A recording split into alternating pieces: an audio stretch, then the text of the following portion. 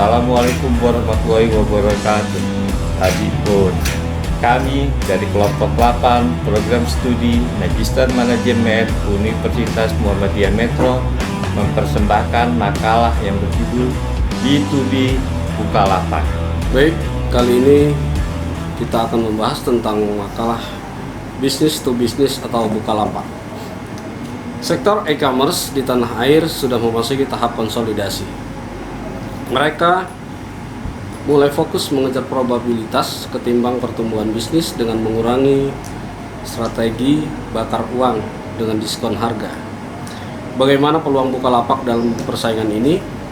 Menurut riset Goldman Sachs bertajuk Indonesia Internet, The Fight to Unite the Vertical yang dirilis 10 Maret 2020, e-commerce pemenang harus beralih ke model bisnis yang harus ekspansi ke model bisnis ke business to customers atau B2C atau perdagangan antar negara atau cross border. Setelah mendominasi di model customer to customer, model bisnis ini memiliki margin yang tinggi. Lazada dan Shopee memiliki kekuatan di model bisnis ini. Sementara Tokopedia fokus pada digital goods, di mana kemungkinan model bisnis ini menghasilkan keuntungan profitable yang rendah. Goldman Sachs menambahkan dari sisi perlombaan transaksi di platform e-commerce, hari ini pemimpinnya adalah Tokopedia dan Shopee. Tokopedia memiliki keunggulan di basis pelanggan yang lebih stabil dengan branding yang lebih kuat di kota tier 1 dengan jumlah barang yang diperjualbelikan yang lebih banyak. Sementara Shopee memiliki keunggulan di konsumen wanita karena e-commerce ini memiliki jangkauan luas dalam hal unit barang yang diperjualbelikan dari lokal maupun lintas negara. Keduanya memiliki basis pelanggan yang besar, tetapi model bisnis Shopee mungkin akan menghasilkan pendapatan yang lebih besar karena kategori yang dipasar atau disasar perempuan, model bisnis to customer dan cross border memiliki tempat penerimaan yang lebih tinggi. Sementara model digital goods atau Tokopedia pada akhirnya mungkin hanya ke titik impas atau break even. Jelas Goldman Sachs. Sementara Bukalapak posisinya lebih rentan. Pasalnya bisnis model business to business atau B2B sangat berat dan fokus perusahaan pada kota tier 2 dan tier 3 mungkin membutuhkan waktu yang lebih signifikan untuk menghasilkan keuntungan jika tidak ada dukungan modal yang tidak memadai. Baik, untuk selanjutnya kita akan membahas masalah pengertian B2B. B2B adalah sebuah pasar untuk produk dan jasa baik itu lokal maupun internasional yang mana transaksinya dilakukan antar sesama perusahaan, pemerintah, institusi yang digunakan untuk konsumsi perusahaan itu sendiri ataupun untuk dijual kembali. Menurut Michael Hart dan Thomas Peh dalam buku Business Marketing Management atau B2B. Selanjutnya, mana saja yang menjadi ranah atau bidang business to business atau B2B? Yang pertama adalah pengembangan web. Kemudian yang kedua adalah SaaS atau software as to a service. Yang ketiga, pemasok kebutuhan bisnis. Yang keempat, perantara. Yang kelima adalah agen pemasaran. Kemudian tentang e-commerce saat pandemi. Terdiri dari dua, yaitu transaksi di platform e-commerce melonjak saat pandemi COVID-19 karena masyarakat berbelanja secara online guna meminimalkan risiko tertular virus corona. Meski begitu, e-commerce dengan modal business to business atau B2B juga kebanjiran transaksi.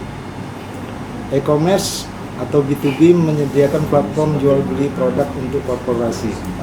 Sedangkan Shopee, Tokopedia, Lazada, dan Bukalapak menerapkan model business to customer atau B2C yang memfasilitasi para pedagang dan pembeli individu. Bukalapak meluncurkan aplikasi Buka Pengadaan. Buka Pengadaan ditujukan untuk memenuhi kebutuhan pengadaan untuk perusahaan. Pengajuan pengadaan dilakukan dengan membuat daftar barang. Setelah memilih barang, klien dapat memilih metode pembayaran yang tersedia, yaitu bayar di muka atau cash, atau pembayaran setelah barang diterima atau term of payment top. Barang pesanan akan dikirimkan kemudian dengan lama waktu sesuai acuan peraturan yang ada di Bukalapak. Layanan ini sudah bisa dinikmati seluruh Indonesia. Hanya saja untuk korporasi yang berada di Indonesia bagian barat akan dilayani oleh Bukalapak Jakarta. Sementara untuk bagian timur dilayani oleh Bukalapak Surabaya.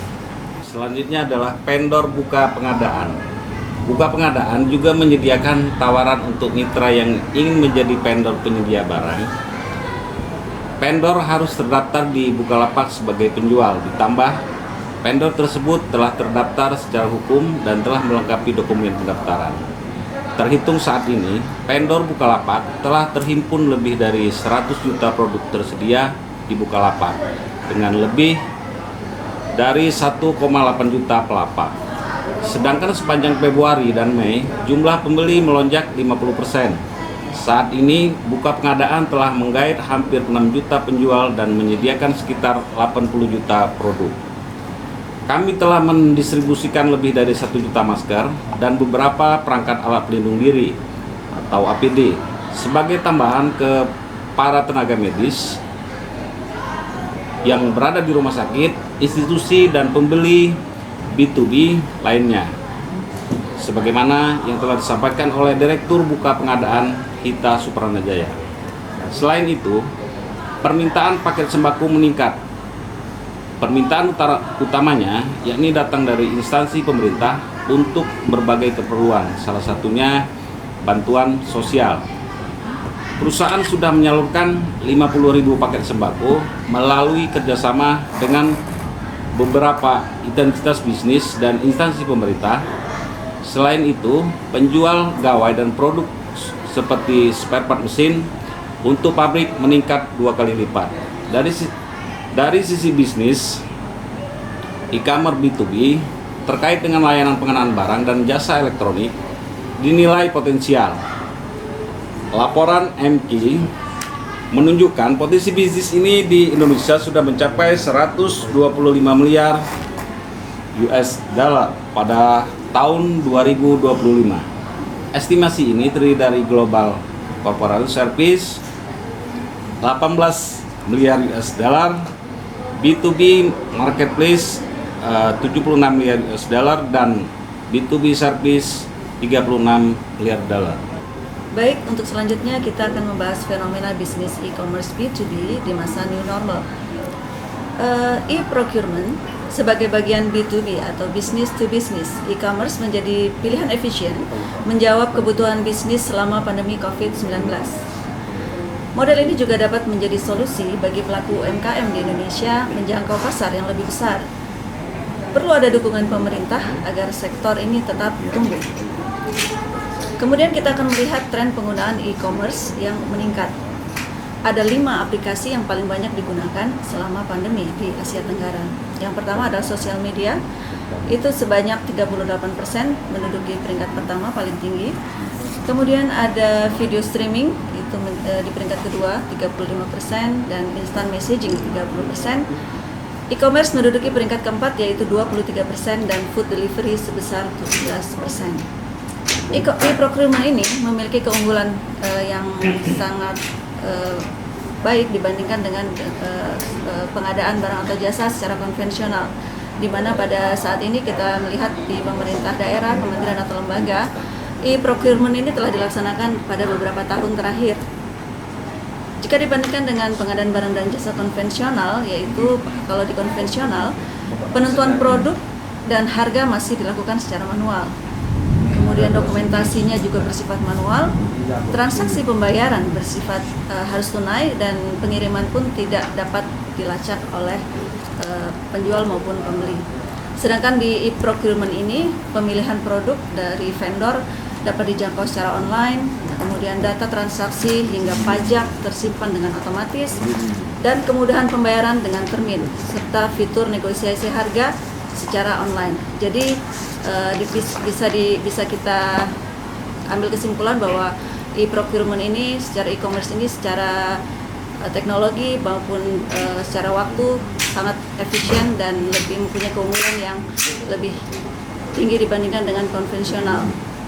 Kemudian dari survei yang dilakukan oleh Daily Social ID, Riset Facebook dan Bain, dan company katadata.co.id, Katadata Insight Center telah dilakukan survei yang dilakukan kepada pelaku usaha e-commerce, yang pada intinya mereka meminta dukungan dari pemerintah.